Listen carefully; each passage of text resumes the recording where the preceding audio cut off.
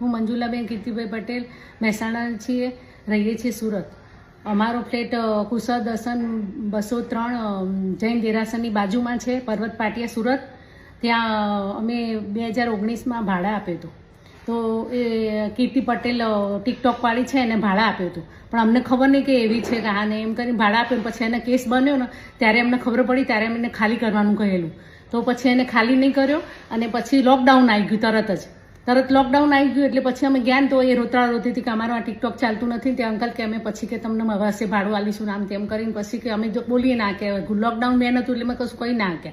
અને પછી વરસ થઈ ગયું અને પછી જ્યારે જઈએ ત્યારે એ હોય જ નહીં. જ્યારે જઈએ ત્યારે એ રખડવા જ ગયેલી હોય એટલે ઘર તો બંધ જ રહે. પછી એક વખત માણસ એ અમારા છોકરાને કોઈને મોકલ્યો જોવા, ત્યારે ખુલ્લું હતું. ત્યારે અમે મળવા ગયા ને ત્યારે વરસ ઉપર થઈ ગયું હતું ને તે અમને કહેવાનું કે ફ્લેટ ગેટ ને હા એમ કરીને અમને ધમકી આપવા માંડી. એટલે પછી અમે ખાલી કરવાનું કીધું તોય ધમકી કે અમારો ફ્લેટ હવે તમારો સનો હા ના કરીને ધમકી આપવા માંડી. અને પછી અરજી આપી હતી અમે પોલીસ સ્ટેશનમાં 2019-21માં કહેવામાં. તે એ વખતે અરજી આપી એટલે પોલીસવાળાએ કશું કોઈ ધ્યાન આપ્યું નહીં. બીજી વખતે અરજી આપેલી છે અમારી. અને પછી ફરીથી પાછા હું મળવા ગયા હતા ને તો પછી રી અમને પછી અમેથી ધમકી આપવાનું, ઉપરથી એના ગુંડાઓ જોડે ધમકીઓ અપાવવાની એવું બધું કરે. એટલે પછી અમે તો શું કરીએ હવે. અને એ વાતનો અમે 6 વર્ષ થઈ ગયા. 6 વર્ષથી એને અમારો ફ્લેટનો કબજો લઈ લીધો છે અને ભાડું પણ નથી આપતી. અને સોસાયટીમાં જઈએ ને તો સોસાયટીવાળા એ લોકો છે ને જૈન છે ને એટલે એ લોકો બિચારા કશું બોલી નહીં શકતા અને નહીં મેન્ટેનન્સ ભરતી. અને ઉપરથી સોસાયટીવાળા અમને કહે કે તો આવે છે ને રાતે તો ધમાધમ કરતી આવે છે ને ધમાધમ કરતી જાય છે તો ઊંઘવાય રહેતી નથી કે તો ફ્લેટ ખાલી કરાવો. અમે શું કરીએ.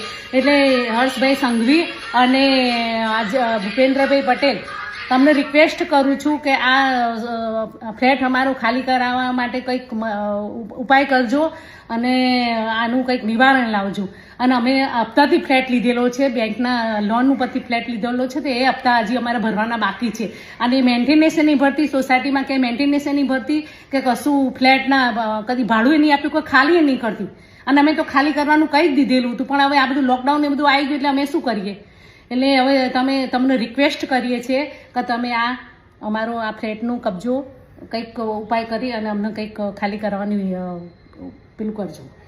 કીર્તિ પટેલ ટિકટોક વાળી હતી ને એને અમે 2-3 વખત મળવા ગયેલા તો મળેલી નહીં. એક વખત મળવા ગયા તો એને એમ કીધેલું કે હા હું મકાન મળે એટલે ખાલી કરી દઈશ.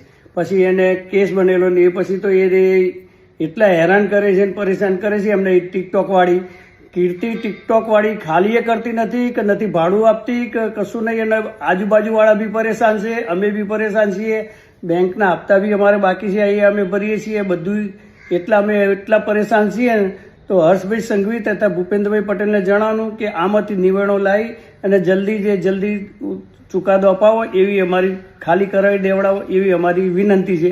તો સાહેબ નમ્ર વિનંતી સાથે અમે કહીએ છીએ કે બને એટલું ઝડપીથી અમારું અરજીનું ધ્યાન લઈ અને તમે આ કામ કરવા વિનંતી.